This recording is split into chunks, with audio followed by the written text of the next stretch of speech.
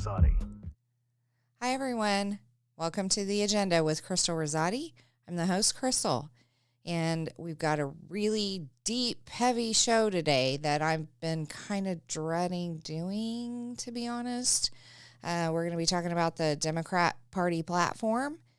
I am trying my best to be fair and unbiased and all the things, and you'll just have to give me some grace and forgiveness if I get caught up in the content during the episode, because it's likely that I will. I'm just going to tell you up front. Obviously, you're tuning into Revolver Broadcasting. That's the broadcast company, the production company for this show. If you haven't already, make sure you're subscribing to Revolver Broadcasting. Make sure that you're commenting on the episodes because that helps us push them out to more people. Make sure you're liking. Make sure you're following if you're on Rumble. And make sure you're sharing this with others because they need to know this content. And sharing is caring. Love that part. So without much ado, I'm going to jump right into this because it's a packed episode. And I'm not going to lie to you, I only made it through like chapter 3, part of chapter 3. So we're going to have an abbreviated version today. Just to let you know, the party platform for the Democrats is 92 pages in comparison with the Republican platform, which was about 20 maybe max. So it's a lot of content, a lot of narrative. It's like they wrote a novel. Again, as opposed to the Republican platform that was very bullet pointed, very poignant and direct. This is what we're going to do, and here's how we're going to do it. So for a nerd like me who I don't want the emotions, I don't want to hear your emotions, I don't want to hear your appeal to my emotions, it's hard for me to read it. But I'm going to do my best today. So to start off, before we go to the site, really, I just want to tell you some of the observations that I had when I read this overall. It's going to be the high-level observations because you get caught in the narrative and it's so deep and detail-oriented, and I'm kind of a big-picture kind of girl. So I had to reverse engineer it back up and come up with some things that I observed. One was that Trump is mentioned 150 times in the Democrat Party platform. And just as a comparison, Biden was mentioned 7 times in the Republican platform. So that's a big, huge difference, and it kind of paints the picture of where their focus really is. Is it on you, the constituents? Is it on us as their constituents as a whole? Is it on we, the people of America? Or is it focused more on the hatred for Trump? I'll let you decide. Another thing is the difference in the pages. Like I said, Republican Party platform is 20 pages or less. It wasn't in a page format, so I'm guessing. But the Democrat is in a page format. It's a download, and it's 92 pages. So there's just a huge difference there. Also, I noticed there's a lot of pandering to the identities. For example, they dedicate the platform to the Native Americans around Chicago. That was a little weird to me, but okay. I mean, not that they shouldn't recognize the different, I call them races. I've had that argument with people. It depends on your definition of race. Not that they shouldn't recognize that. I mean, we all should, but every time you call it out, it's a differentiator. It pulls them out, right, and highlights them as opposed to the others. So I just found that a little weird. And then the rest of it, obviously, is catering to the other identities. I'll just say that as a full stop adjective. We're talking people of color, the LGBTQ people, whatever box they could put people in is who they were pandering to, and they call it out. Also, as I mentioned, the Republican platform is very bullet pointed, direct. This is what we want to do, and here's how we're going to do it. It's just the Democrat one is just so full of narrative. I fell asleep basically in my mind while I was trying to read it. I just couldn't process all of the content, and I think that's intentional, just so you know. And I didn't see a lot about what they're going to do. There's a lot of talk about what they claim to have done, and just very little content about what they're going to do. And I noticed the last paragraph, generally speaking, of every section was a Trump and Republican extremists, is what we're called in there. Republican extremists and Trump bashing paragraph in almost every section.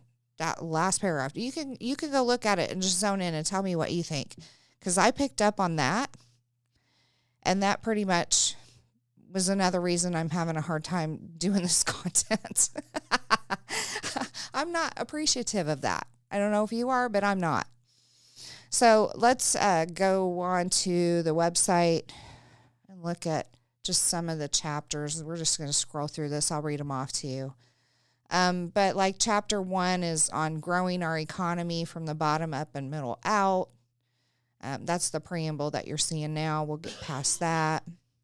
There's lots of fun content in that too. But chapter 1's about growing our economy from the bottom up and middle out. They're talking economic progress, investing in America, good jobs, small businesses, agriculture, fighting poverty, ending special interest giveaways. Chapter 2 is rewarding work, not wealth. I'm not going to go into all the subtopics in these. I'll just tell you the highlights of the chapter titles. I told you they wrote a novel. Chapter 3 is lowering costs. Chapter 4 is tackling the climate crisis, lowering energy costs, and securing energy independence, which is very ironic to me that they're claiming that. But okay. And then chapter 5 is protecting communities and tackling the scourge of gun violence, and we knew that was going to be there. And chapter 6 is strengthening democracy, protecting freedoms, and advancing equity. So they're talking about judges and voting rights. That one is probably one you're going to want to look at, since they're talking about destroying our Supreme Court, essentially. So definitely look that one up. Chapter 7 is securing our border and fixing the broken immigration system. Again, so ironic. Chapter 8 is advancing the president's unity agenda. And I wondered what that was, so I am going to deal with this a little bit. So here's the things that they're calling the unity agenda.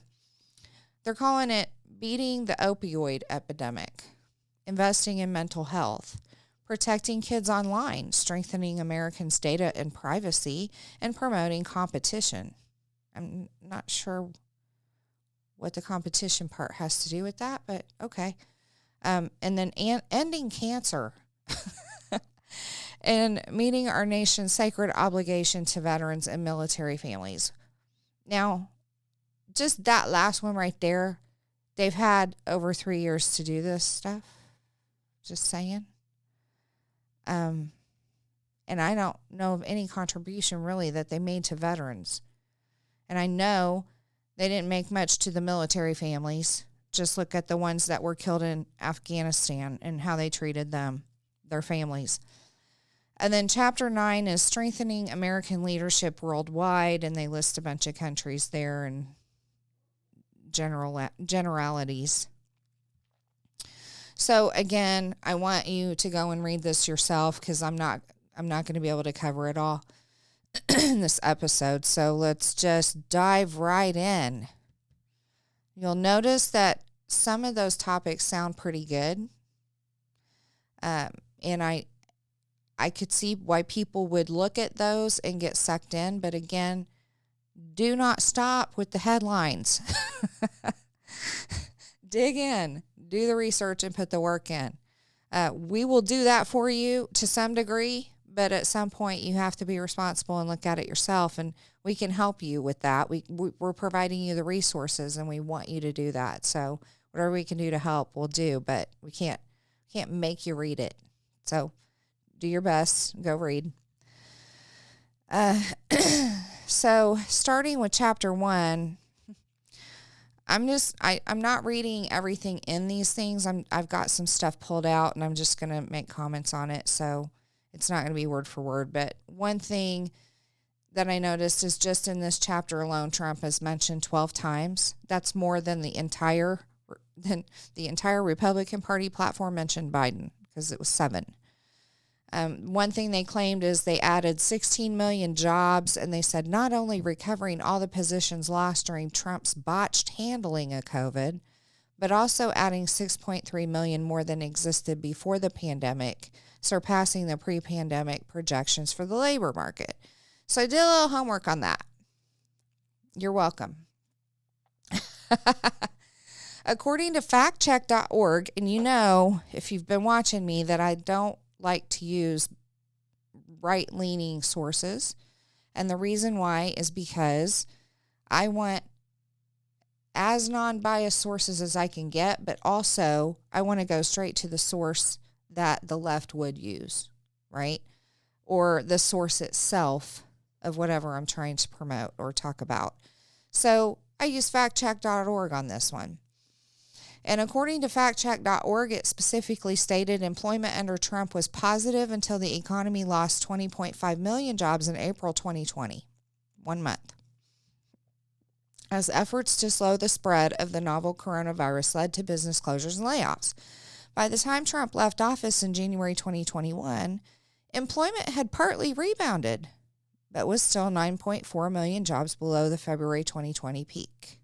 Okay, I can take that. But it goes on to say the country gained nearly 3 million jobs back in May of 2020. Trump didn't do anything special, is a quote from Holtz-Eakin, who was an advisor to the late Senator John McCain. We were just talking about him earlier, 2008 presidential campaign.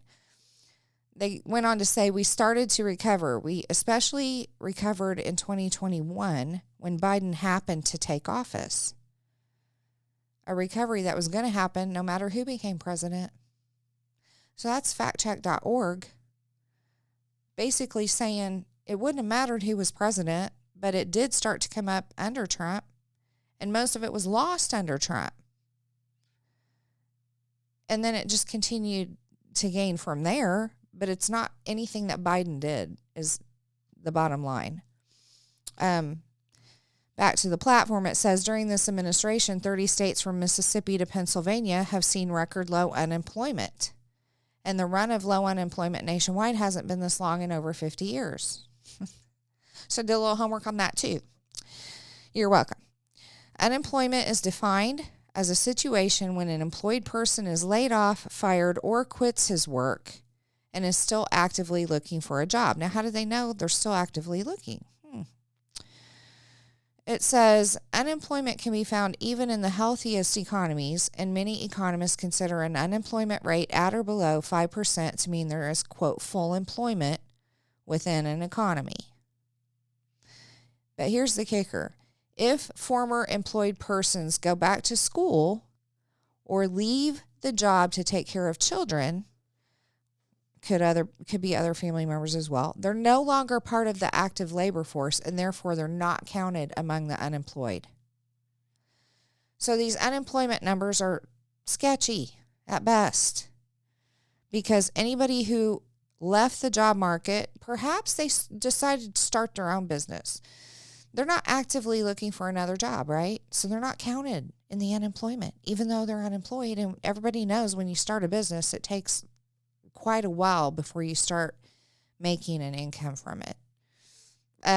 Same with people who perhaps have elderly parents and lost their job during COVID. They decided to just spend their time taking care of their parents or their grandkids to save daycare money for their kids.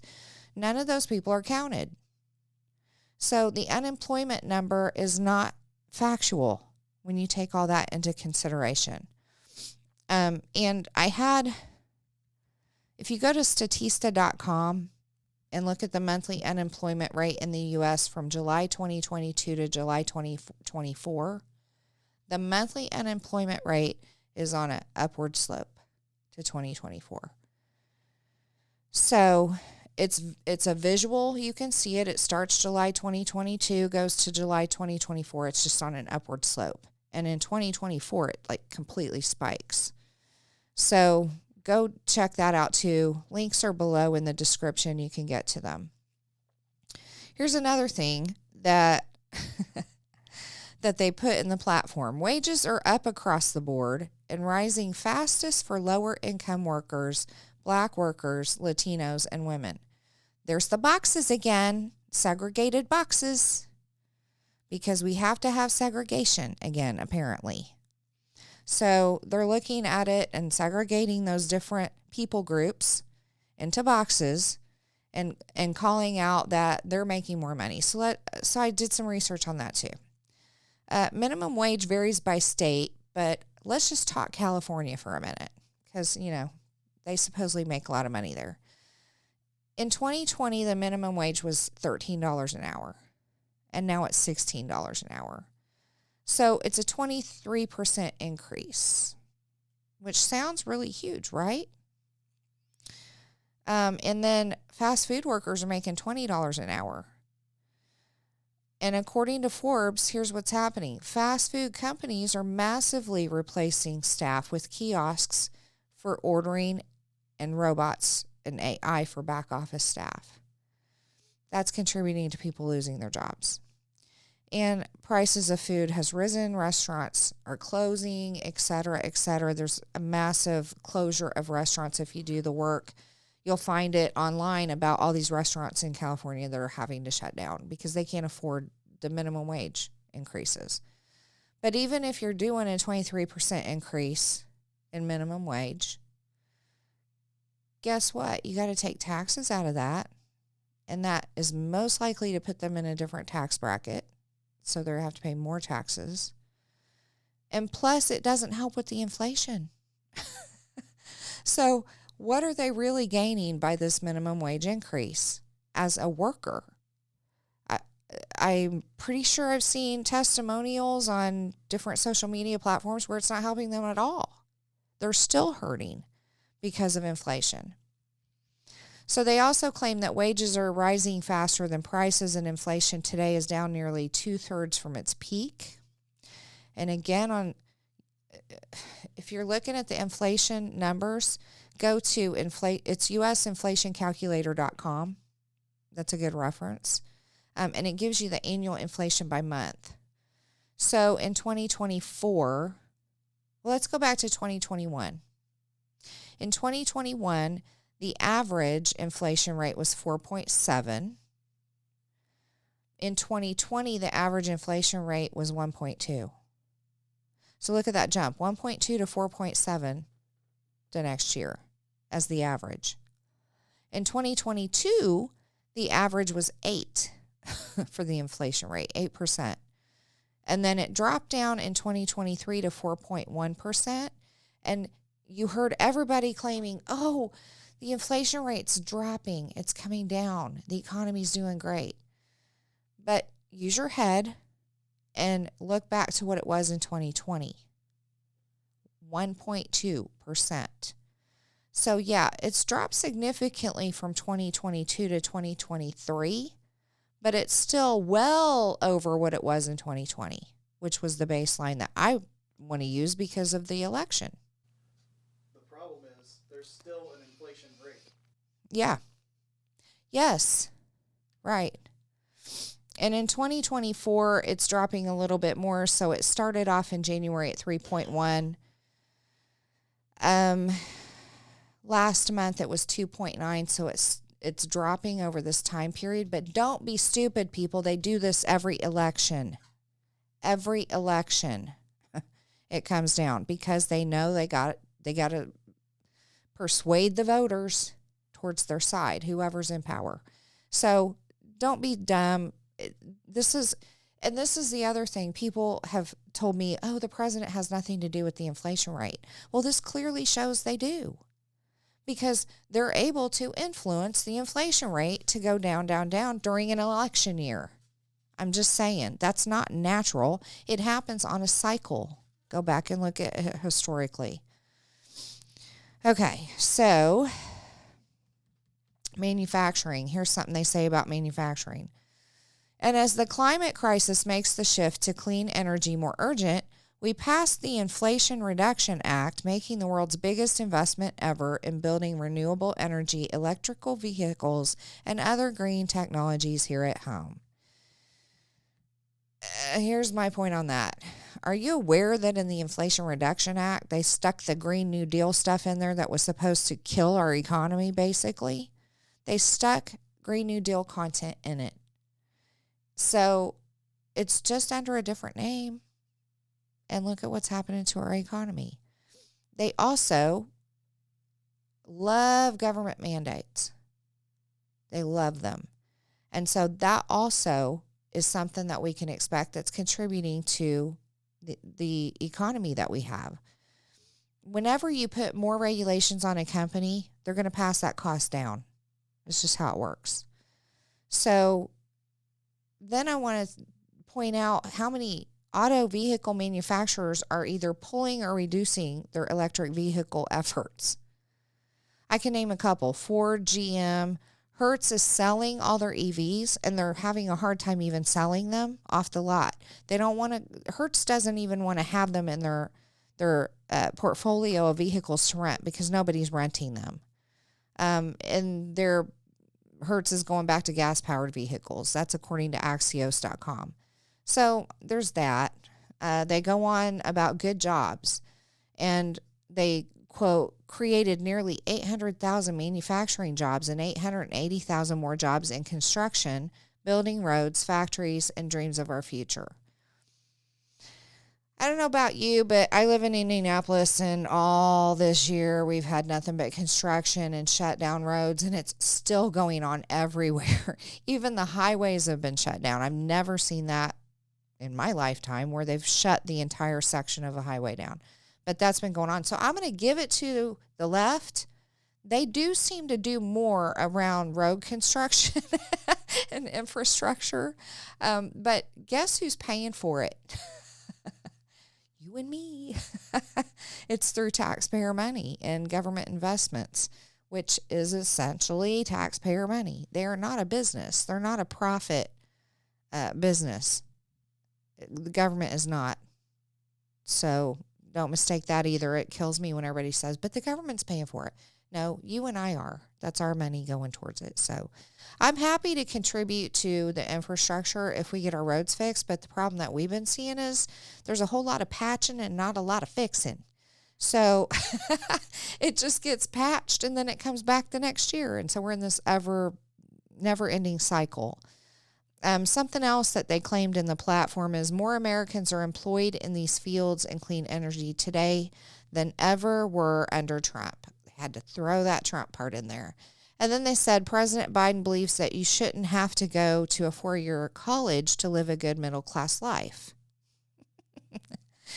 And my response is, then why the heck are we paying for loan forgiveness then? I mean, they make it sound like in this platform that they're all about trades and kids going for trades and all that. But yet you're doing loan forgiveness for loans for kids that didn't do trade work. So it's just very confusing to me. I don't understand. Another thing they claim is our Investing in American agenda is expanding job training partnerships between high schools, community colleges, unions, and employers. We have 1 million trainees enrolled in registered apprenticeships today.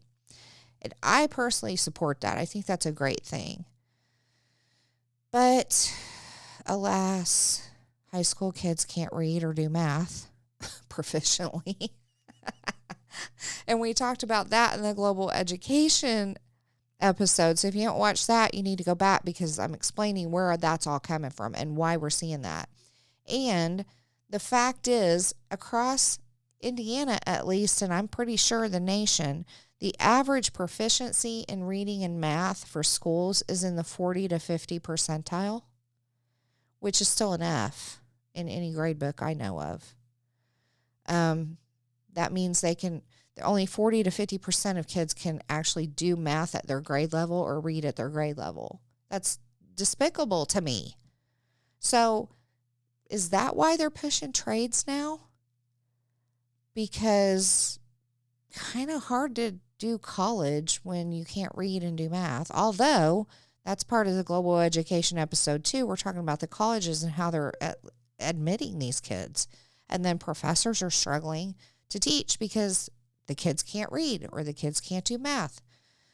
It's just crazy to me.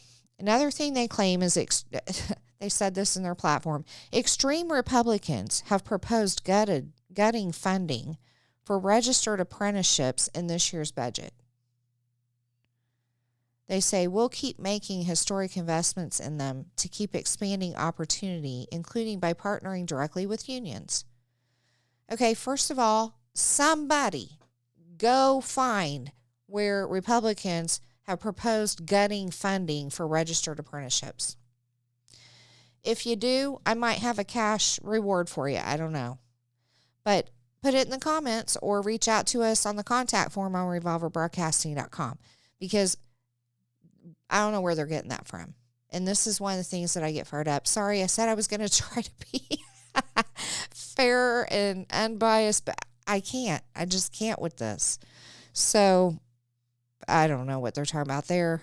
Another thing they claim, President Biden and Vice President Harris are proud to lead the most pro-union administration in history. And so you're seeing, that's the second paragraph where they talked about unions and they're pro-union. Now, I'm not anti-union per se. I believe the unions had a place when they started. They were very needed and very important back then. But in our day and age, I have seen too many stories of people who should be fired who cannot be fired because the unions won't let them fire them, or even corrective actions can't be done against these people because of that, or overprotecting certain identities, if you know what I mean, and defending that. And I don't see a lot of good coming out of them. I don't know what the purpose of them is now. If you're a union worker, you probably love it. I get that. But if you're not a union worker, I struggle to find the point of it in today's society. I don't understand. I just see they get away with a lot and people abuse the union. But the union also abuses people. My personal story was I worked as a cashier when I was younger at a grocery store. Nobody told me it was union. I worked part-time there. I maybe made $60 a week at that point, and they took $50 of it a week for the union dues. And I was like, what's the point of working here? I'm making $10 a week, really? And what are they doing I never had talked to anybody in the union. Had never had any interaction with the union, had no idea what they were there for. They're just taking my money. And I'm getting nothing for it. So I ended up quitting that job because what's the point, right? Another thing they claim, we also raised the minimum wage for federal contractors. I'm going to stop there for a minute. Did you hear that? Federal contractors to $17.20 an hour, and we'll keep pushing Congress to increase it to at least $15 for all Americans. Okay, so what about the non-government workers? They don't count? They don't matter? Why are government workers treated better than everybody else? Not really sure about that. Don't know. But that's what they're all about. The next section that I went to was their quote about fighting poverty. And the first paragraph in that section is all about how the Biden administration worked to reduce poverty. And that sounds really good until you figure out how they calculate poverty. What is poverty? And you ask 50 people and you're going to get a different answer from all 50.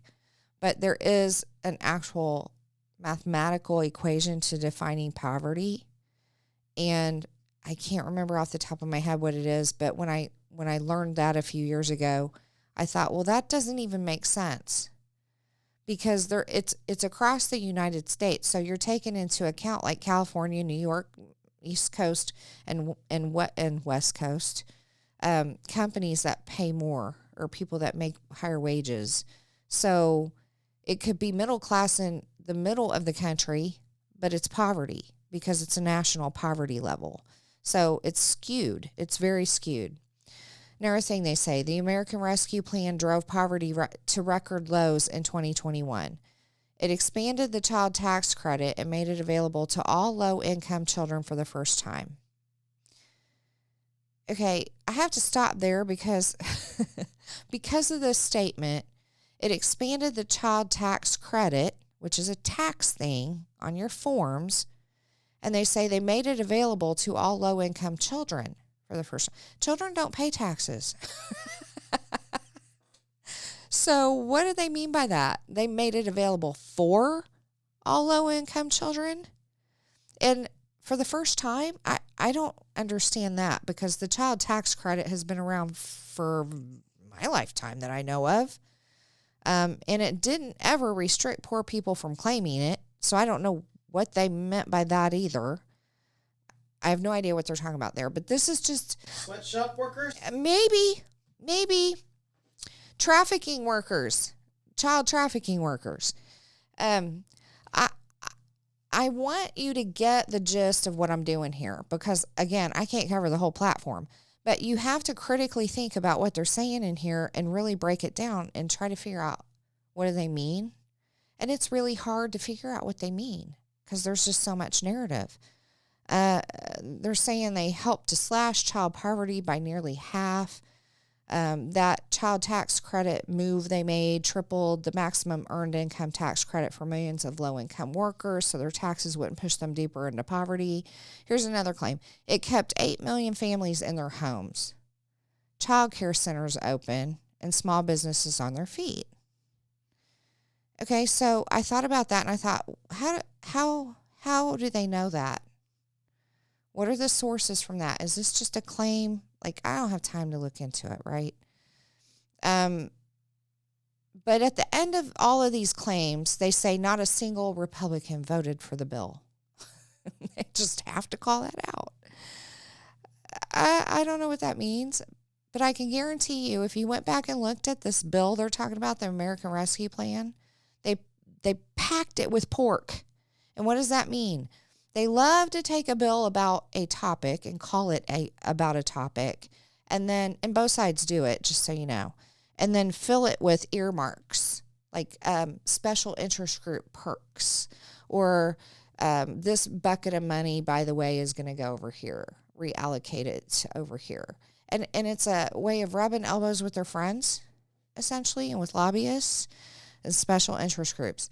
So my guess is if not a single Republican voted for the bill, it probably wasn't because they don't want people out of poverty. It was because there was other stuff in there. And by the way, that happens all the time. One side will make claims about the other. And again, it happens on both sides about they didn't vote for that bill. And they'll just refer to the title of the bill. And unless you go and read the bill, you won't know why they didn't vote for it. And it also happens on the local level, just so you know. So don't take anybody's word for that. Don't take anybody's word about, well, the Republicans didn't vote for it or the Democrats didn't vote for it. Go and look at why, because there's usually a reason for it. The topic about this poverty, though, I want to go back and talk about the UN because this is all part of the income equity plan that was pushed by the United Nations as part of the Sustainable Development Goals. There's an actual title in the 18 Sustainable Development Goals for poverty. And if you look at what they did in this whole paragraph here, and you tie it back to the UN's poverty goal, you can make a clear connection there. And then think about this. So equity means equal outcome, not equal opportunity. So they want everybody to have the same equity outcome. So think about this. If there's 2 people and one of them has 7 pieces of candy, and the other one has 3, so 10 total. How do you make that equitable?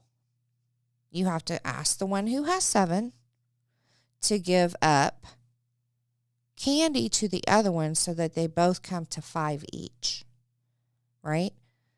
So it's never about raising somebody that's of a lower class or social status or income, it's never about raising them up. It's always about taking the ones that have more and making them give it up. And if you don't think you'll be caught by that, you better think again, because I guarantee you have more than the homeless guy down at the river or under the bridge. You have to look at the lowest common denominator in this case. So if you think you wouldn't be touched by it, guess what? There's always going to be somebody who has less than you, and you are going to have to forfeit some of what you have in order to make everybody equitable and have an equal outcome. So I just wanted to kind of point that out when they're talking about poverty.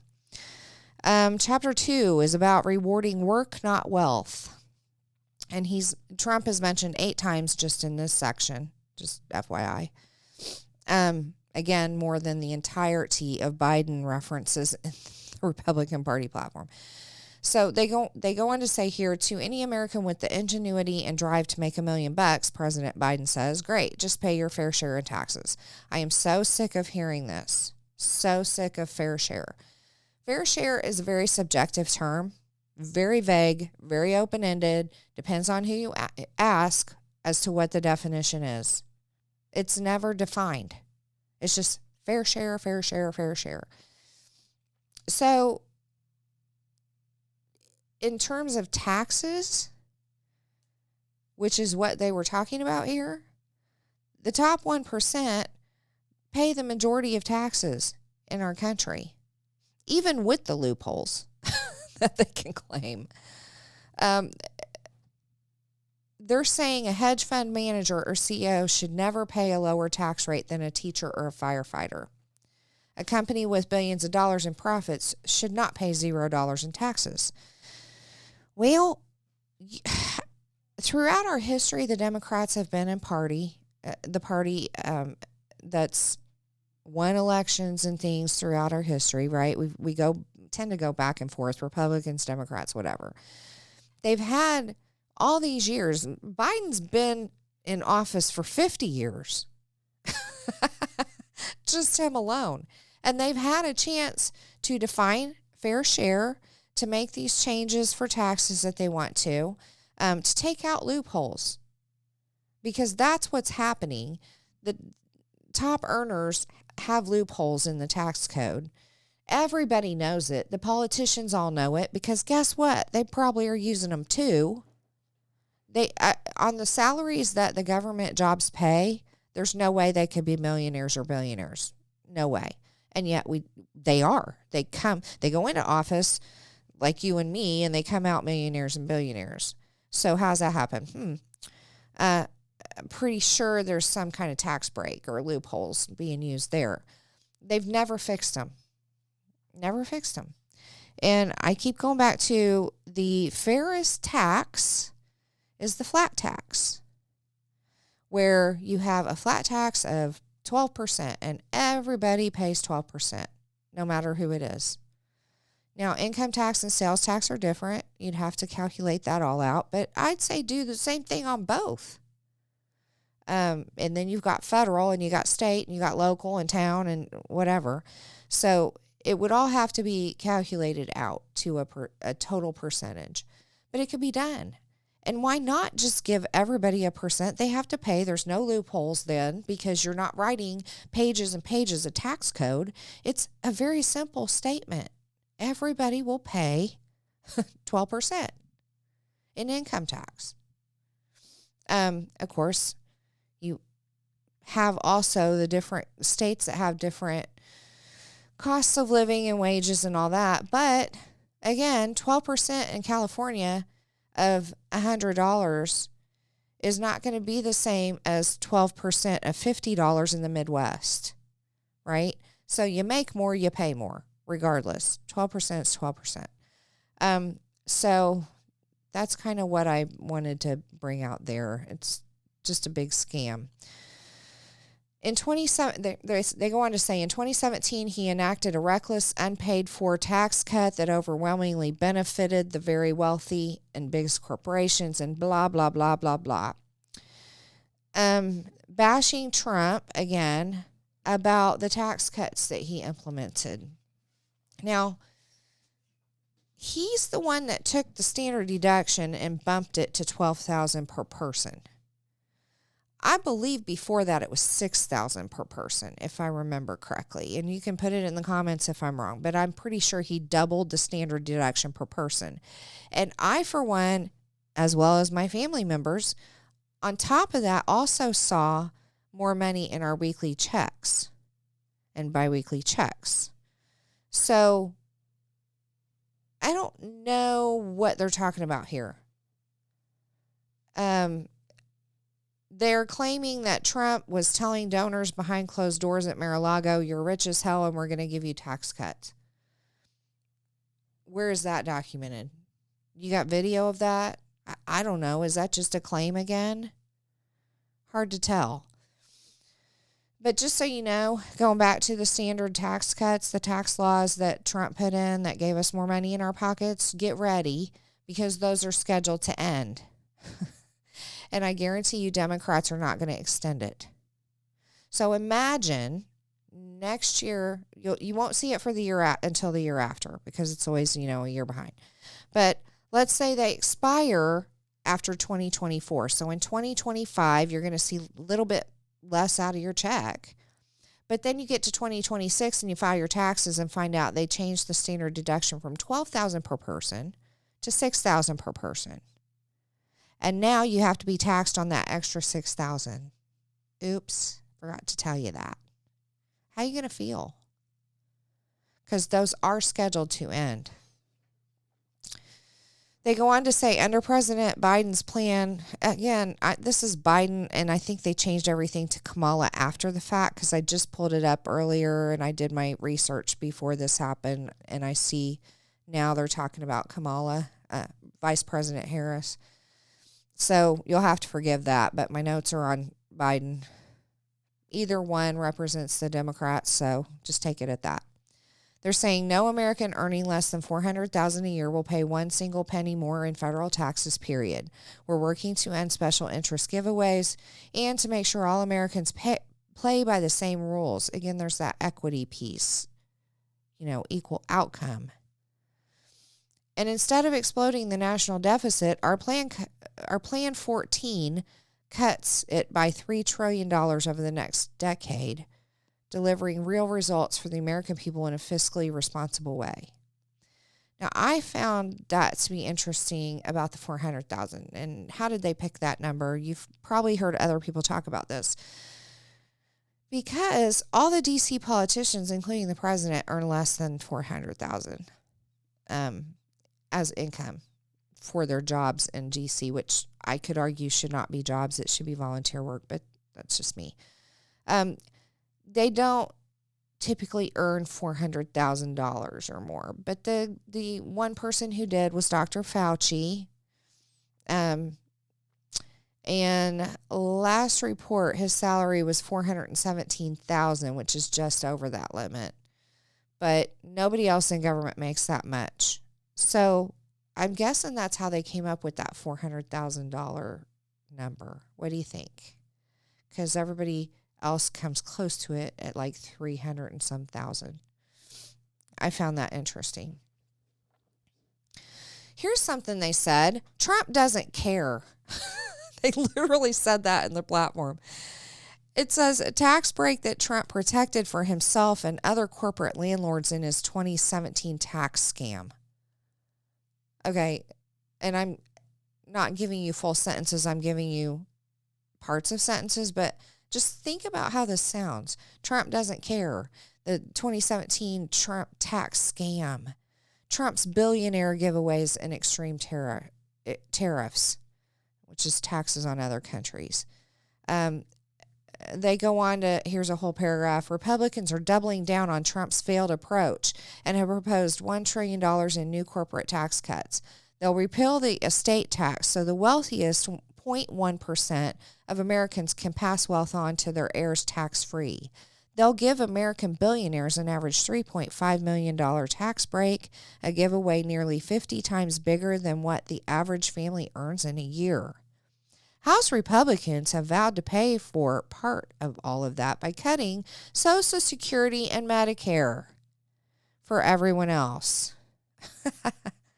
Economists say Trump's billionaire giveaways and extreme tariffs will slow growth, cost jobs, and trigger a recession in his first year back in office, raising taxes on middle-class families by $2,500 a year and adding trillions to the deficit. Democrats have a different view. We don't believe we should add $5 trillion to the deficit. What? There is nothing in that paragraph that's true or that's you can find evidence for. Nothing, including the fact that they don't believe they should add $5 trillion to the deficit. What changed? They weren't worried about the deficit all along. In fact, they pressured everybody to agree to everything to stop the shutdown of the government. They pressured it. How much did that Inflation Reduction Act cost us?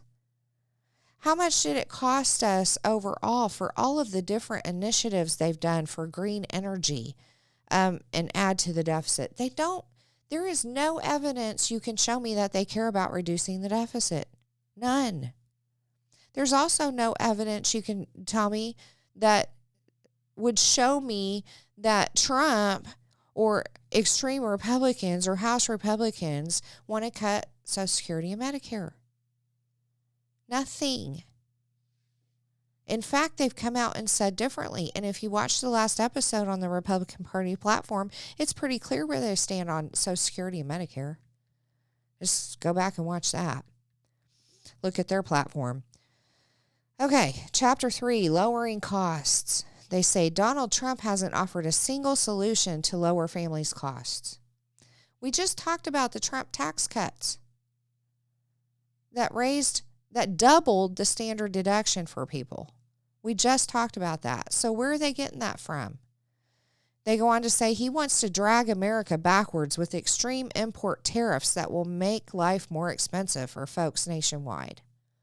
That's taxes on other countries when they ship imports into the U.S. Well, exports to them, imports to us. And I think that's a fair thing to do. I don't think it raises costs for us. And if it does, so what? That just makes American-made products cheaper, right? They go on to say, and for corporations that hiked prices and doubled profits since the pandemic, Trump wants to reward them with a massive tax cut. Again, here's a blame shifting thing that they're doing because it's never anybody's fault. If you didn't watch the Faith, Family, and Politics podcast on Friday or Saturday morning is when it aired. If you didn't watch that, this goes along with that, so you might want to. But whenever they talk about doubling profits by corporations and things like that, they're blaming corporations for what the government has chosen to do. They don't like capitalism at all. These people are Marxists. They don't want capitalism. We also have a situation with crony capitalism, which is not true capitalism. It's greedy people. We do have a situation with that, but they're not. Trump has never said he's going to give these corporations a massive tax cut. Plus, listen to the wording that they used. And for corporations that hiked prices and doubled profits since the pandemic. Again, they're trying to push that blame onto the corporations. They're blame shifting for what they did. Because this kind of goes back to the supply chain issues. That's a whole nother topic. But with the supply chain issues, if you're not familiar with what happened there, I don't know. The government told port workers that they had to have the jab or they couldn't work. So people lost their jobs that worked at ports, shipping ports, that receive goods from other countries. So especially in the LA port, those ships were backed up like in a huge line, and they weren't being able to be processed very quickly. They weren't getting through. The goods were not getting into the country. The grocery store shelves got light. The supplies that we need for our everyday lives, like toilet paper, go figure, weren't able to come into the country in an efficient way. So that all got backed up. And then California, where there's several ports, decides to tell truckers that unless you have an electric vehicle, you can't come in. So these trucking companies don't have electric vehicles stocked up. That would mean they would have to sell all of the vehicles in their fleets and buy all EVs. And some of them refuse to do it, so you got a shortage of truckers then. Some of them, it takes time to do that. So, even independent truckers would have to do that. So it just backed everything up. And that wasn't Trump's plans that did that. That was this government's plans, this administration's plans that did that. But they want to blame corporations for price gouging.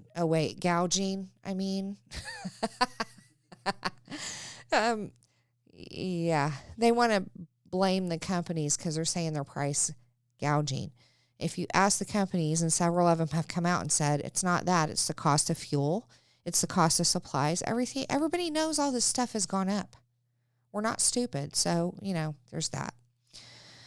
Okay, they go on to say independent analysts say Trump's MAGA tariff and tax plans will increase inflation, cost 3 million American jobs, and slow growth, triggering a recession in his first year back in office. And they say Trump's plan will increase costs for working families by $2,500 a year. Again, where's the evidence for any of this? For as many economists that they can pull out, the other side can pull out economists on the other side of the fence that will say the opposite and contradict them. And so stop with the emotions. Stop playing on people's emotions. Stop gaslighting. The next section is healthcare and prescription drugs. We're getting close to the end here because I just couldn't do anymore. The first thing they said was healthcare should be a right in America, not a privilege. Okay. Notice the words should be. They don't say healthcare is a right in America, not a privilege. They say it should be. Why did they say that? Because it's not in the Constitution. It's not in the Bill of Rights. It is not a right. You want to make it a right, take it through the legislative process and make it a right. But it isn't. And why haven't you made it a right? You've been in power for almost 4 years. If it's so big, so important to you, you could have done it. You have the Senate. Okay, sorry, I'm getting on a soapbox. What happened to personal responsibility? If you want health care, it's available. In fact, Obama put in the Affordable Care Act, which is not affordable at all. And if it is affordable, here's the trick they pulled. They reduced the benefits that you get. So it's like basically a major medical policy in a lot of cases. So it doesn't pay for your doctor visits until you meet your deductible, and it doesn't at all. It depends. Like the insurance I just got with a new job doesn't cover any hospitalization at all. ER visits, nothing. So I had to buy a separate rider to cover the hospital. They jacked up our insurance system as far as healthcare goes. But if you're on the Affordable Care Act / Obamacare, they probably do pay for all that. It's available to you. It doesn't matter if you make money or not, and it's income-based. Your pay for it is income-based. So it isn't a right necessarily, but everybody has access to it. And a lot of people don't have to pay for it. If you don't have the money to pay for it, you just don't get it. Simple. And then they want to blame hospitals and all the medical professionals for the costs of emergency services and hospital services and primary care physician services and so on. I don't know if you know this or not, but I worked in the field when all this went down. So here's a little insight for you. When the Affordable Care Act went into place, before that, healthcare providers charged a fee.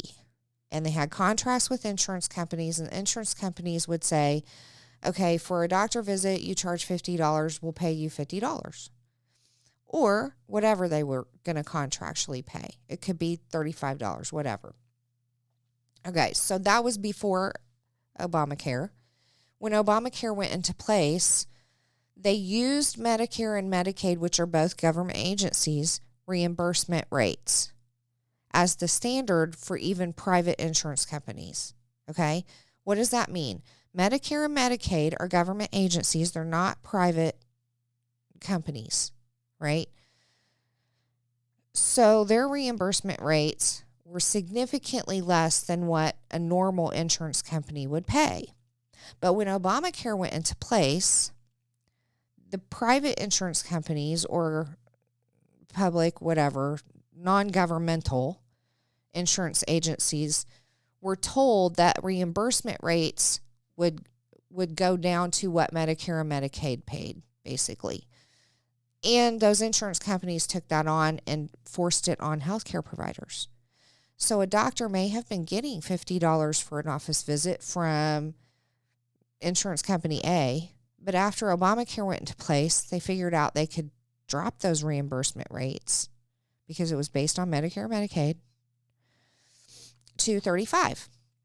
So your doctor either had to take the hit or drop their fee, right? Why do people become doctors? One of the main things that, yes, they want to help people, but one of the main things is it paid well. Well, guess what? They ripped that away. So there was a mass exodus of healthcare providers from the industry. Doctors quit, retired, whatever, because they weren't making money anymore. Or they became concierge doctors where they didn't accept insurance at all and you paid out of pocket. And in those cases, you got really good care from them. I'm not going to lie. It was really good care. They could spend 2 hours with you if they needed to. But another thing that the Affordable Care Act did was basically instructed providers that they had to try to get their visits for patients down to 15 minutes or less. So you saw this huge shift and people were wondering, why is this happening? I'm going to my doctor and they're trying to rush me out and they're not even listening to me. I saw the shift happen and I heard the reports from my local circle of people and I knew it went right back to that. And in that case, they had to do it because if your reimbursement rate that you get paid from an insurance company is reduced significantly, how do you make money? If you went from making $50 an hour to now you're only going to make $20 an hour, and you used to have one patient for an hour, how do you make up the difference? Volume, right? That's business. It's through volume. So you have to cut your number back as far as time you spend with a patient in order to get more patients through, in order to get the profit margin that you were expecting to have and had before the ACA went into place. You see how that works? It screwed up our healthcare system significantly. That's just my own opinion. And I said I wasn't going to do that, but I'm doing it. Okay. So they go on, like I could go on and on. They go on and they talk about Democrats will keep working to grow the healthcare workforce, but they're the ones that are the reason why the healthcare workforce was greatly reduced, because they forced the jab and people didn't want to get the jab and it was mandated, so you lost your job if you didn't. Or the other side of it is, how many people said, or companies said, you can put in an exemption request?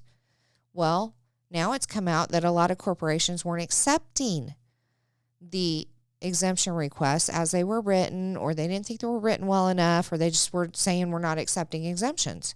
And so those people were forced out of their jobs. Okay, so they caused the healthcare industry shortage of staff to begin with, but now they're going to work to grow it until the next pandemic comes along and they force another job. They also say the administration's cracking down on surprise medical billing and junk health insurance. What's junk health insurance? Define that. Is that defined somewhere? I don't know. They say so patients are no longer ambushed by unexpected bills or scammed into buying low-quality health coverage. I just told you how the Affordable Care Act under Obama made the fact that the health care coverage was bad. It made it low quality. So just so you know, this is a progressive tactic that we've talked about before.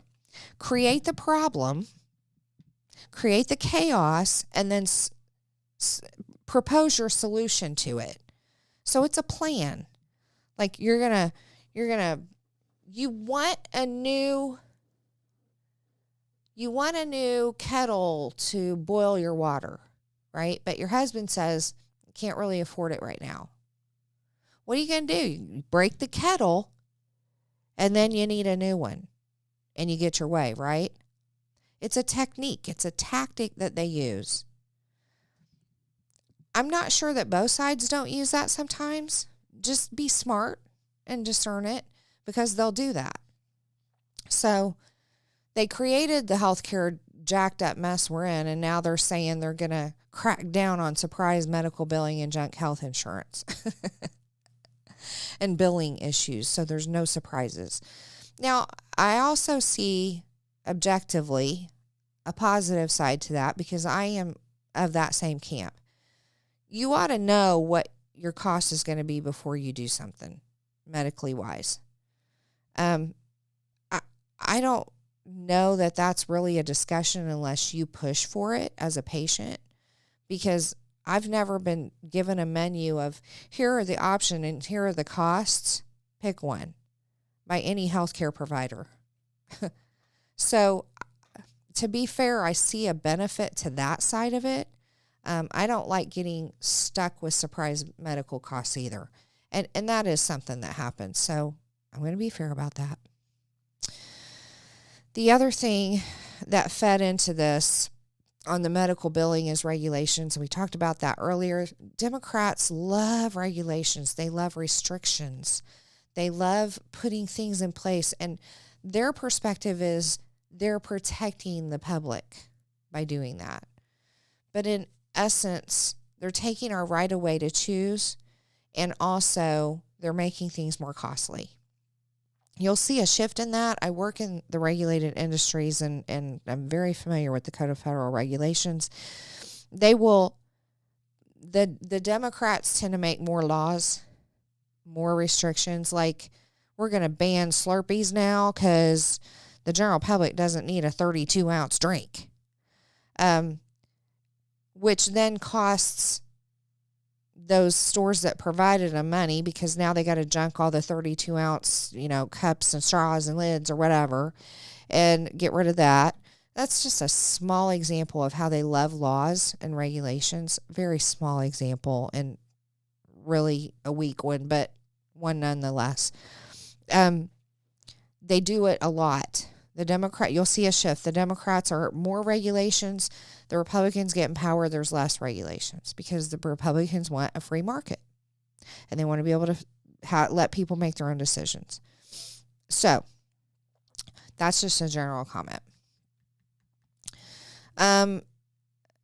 They're talking here also about, let me find my place here. Democrats provided funding to forgive $7 billion in medical debt for nearly 3 million Americans. Did you know that? I didn't know that. And the administration is urging states to use remaining funds to do more. It already persuaded credit reporting agencies to exclude many medical debts from credit reports, boosting people's credit scores and prospects for the future. In all, these actions have reduced the total number of Americans with listed medical debt from 46 million in 2020 to 15 million. Democrats will keep pushing to exclude medical debts from credit scoring entirely. So here we have another example of their push for debt forgiveness. They're doing that with school loans. Now they're doing it with medical bills. What's next? Are people going to be accountable at all for their own bills? Or are you and I just going to keep bailing everybody out? Because that's what's happening. I mean, it took me 23 years to pay off my school loans. I did it. I haven't had significant medical bills to speak of. Can't imagine that. But I wouldn't expect you to pay for my medical bills, even if I did have them. I don't understand this logic. It's very much socialism, and they're blatantly outright with it. Here's another thing that I thought was interesting. Vice President Harris, she called for states to provide a full year of postpartum coverage for Medicaid beneficiaries, with 46 states, the District of Columbia, and the U.S. Virgin Islands now taking that step. Did you know about that? I didn't know about that. And I wonder how much that's costing the states. Postpartum, so that means they had a baby, and they want these people, I'll tell you, to be fair, Europe does this. Your maternity leave now becomes a year instead of 3 months. Who's paying for that? And they want paternity to be the same as maternity. So husband and wife can both be off for a year and not work when they have a kid. Socialism. Just telling you, you and I are going to be paying for that. Here's another thing they say. Trump has no plan to reduce healthcare costs for Americans. He and his MAGA allies have spent years working to repeal the Affordable Care Act, trying and failing over 50 times. Now Trump is once again promising to terminate the landmark law, gutting coverage for the 45 million Americans who rely on it for care. Doing so will cost families $13,000 a year and threaten protections for 100 million Americans with pre-existing conditions. It will strip 150 million people of preventative care like cancer screenings. Are you kidding me? And reduce access to mental health and substance abuse treatment. A Republican repeal will also deny life-changing home care to millions of seniors and people with disabilities and kick young adults up to age 26 off their parents' insurance plans, which I'm going to get mad now. Get ready, because I'm getting mad. This whole thing about up to 26 years old being on your medical plan is ridiculous to me. Why can't we give them the fact that we have faith in them when they become adults to run their own lives and be accountable for them and responsible? Is it because we're, as parents, not teaching them to be responsible? Because there is no reason for a 25-year-old to be on my health insurance. No reason. Especially when you got Obamacare. They could get their own, and it's income-based. It fires me up. But that whole paragraph, oh, that's another thing. And it'll push more of the 500 plus rural hospitals that are already at risk of closing to shut down. Ooh, all the scary boogeymen called MAGA and Trump. All the scary boogeymen. I mean, it is so dumb and obvious that they are playing on emotions. They have absolutely no evidence to back that up. None. Zero, zilch, none. And yet they're making these claims, and when you read the platform, you come out with this kind of rhetoric that they're throwing at you, and you have to make a decision. Are you going to trust the emotion gaslighting that they're doing? Where's the substance? They're telling us all about what the Republicans will do. What about what they're going to do? Why are they not focused in this platform on what they're going to do?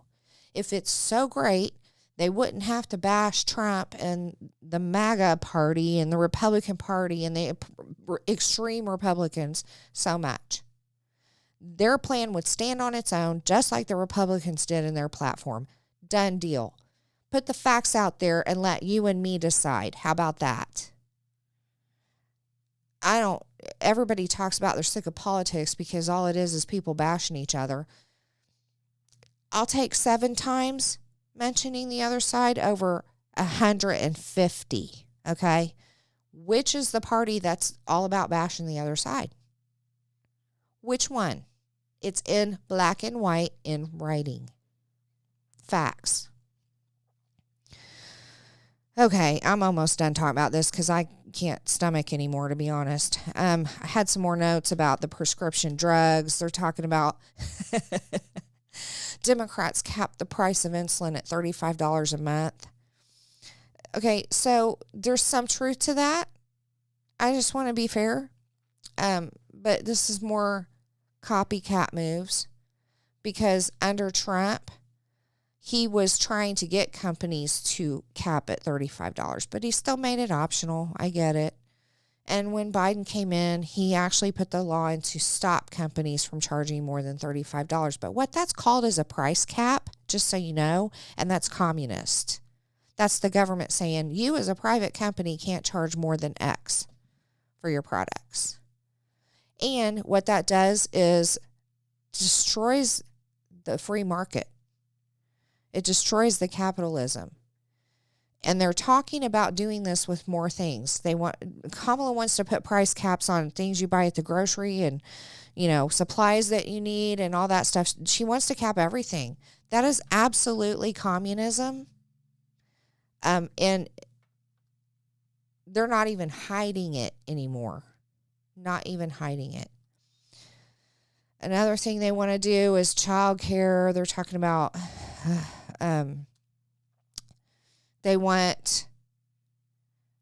they say they increase federal child care funding by 50%. They want to continue making investments in that, making quality child care available to millions of working families. It's another government program funded by you and me. We're paying for other people's child care. I don't know about you, but I had to pay for my own child care when I worked, and I was a single mom. It wasn't fun, but I found ways to do it, okay? If it means something to you, you'll figure it out. I shouldn't have to pay for it. I shouldn't have to pay for you having 4 kids and you never went to college and all you're stuck with is minimum wage jobs and can't take care of the 4 kids. And then you got to have childcare when you do work part-time because you're at a, minimum wage job. I'm not paying for that. Every decision you make in your life matters.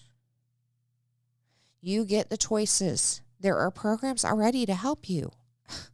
I went to college a couple of times. The first time I got loans, it took me 23 years to pay them off. The second time I went, I worked for a company that did tuition reimbursement.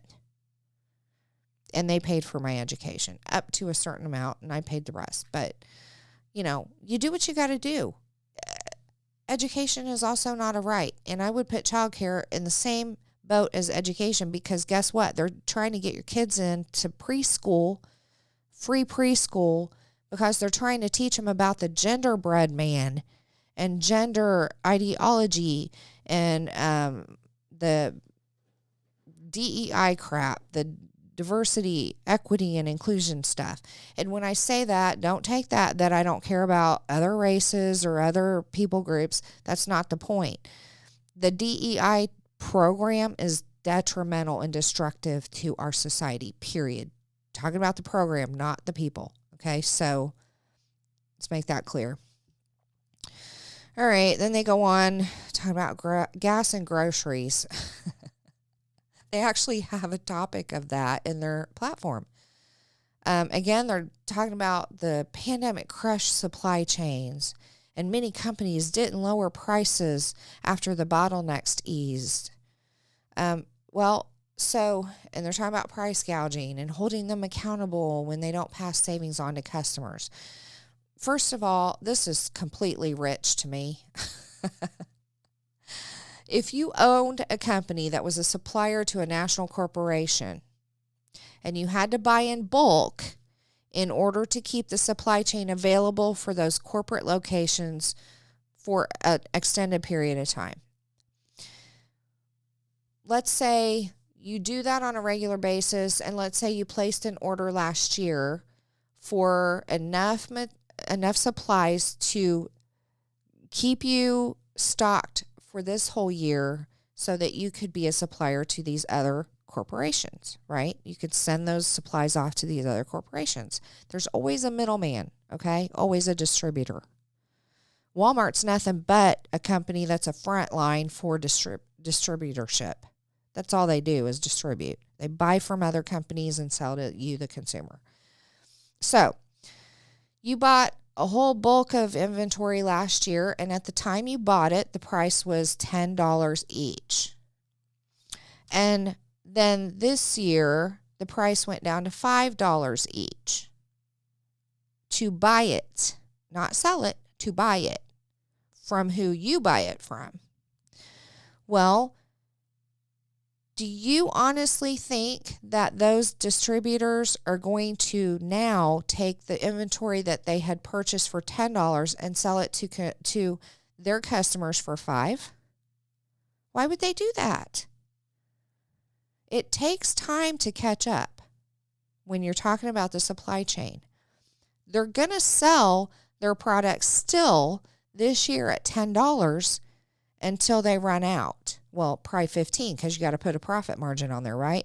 So they're going to consider those parts or those supplies to be $10 supplies until they run out, right? So they're not changing the price on them until they go to buy the supplies for next year. Then when those supplies come in, they paid $5 for them. So then next year you'll see a reduction in price. Do you see how that works? And they're trying to say these companies are price gouging because they're selling supply that they still have from during the pandemic when the prices were so high. It's insane to me. And they're playing on stupidity and ignorance. They're hoping you're stupid and ignorant and that you don't know this information. So I can't take any more. I'm done talking about this. We only made it through like chapter 3. And again, there's 9 chapters. But I'm done talking about it. I don't want to spend any more time on this platform. You can read it for yourself. The link's below in the description. Make sure you take the time to read it, whether you're a Democrat, an independent, or a Republican. It's important that we know what these parties stand for. Don't take their word for it. These candidates, first of all, they have a limited amount of time. You're not going to see Kamala get up there and talk about 92 pages worth of content when she speaks. She doesn't have time for that. She's going to pick and choose a few sound bites and then repeat those sound bites throughout the election campaigning. Same with Trump. He does a little better with it, but they've only got like 20 points. So, and they're very succinct, short points. So he has a better chance at talking about more of what they want to do. But make sure you know what they're talking about. Make sure you know what they stand for because they have had to make a commitment in order to be the candidate representing the party to that platform. So make sure you go read them. Don't let the words get in the way. Don't let the gaslighting get in the way. Don't let them sway your emotions. Try to think factually, and just do your best this election. If you want me to talk more about it, you can comment below. I don't plan to. I just can't. But if y'all want to hear more about it, I'm happy to do that for you.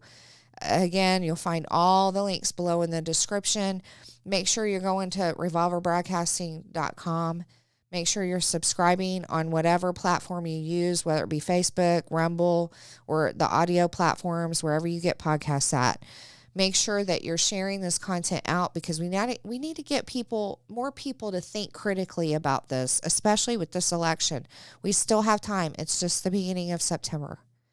So make sure you're getting this content out so that people may be triggered. They may not, I didn't cover the whole thing, but maybe it will present it in such a way that it'll make it clear to them when they read it as to what they should be looking for and what they need to do with that information. So make sure you're sharing it. Make sure that you're checking out on Revolver Broadcasting. We have some news blog articles now. It's really cool. We've got other shows on there. We've got a store with merch. So make sure you're going out and checking all that out. And I want to give a special shout out to Josh, the producer. He's always here with me doing these episodes, and he's such a support. Great company. Make sure you're checking them out and subscribing. And with that, I'm going to say until I see you next time, have a great time.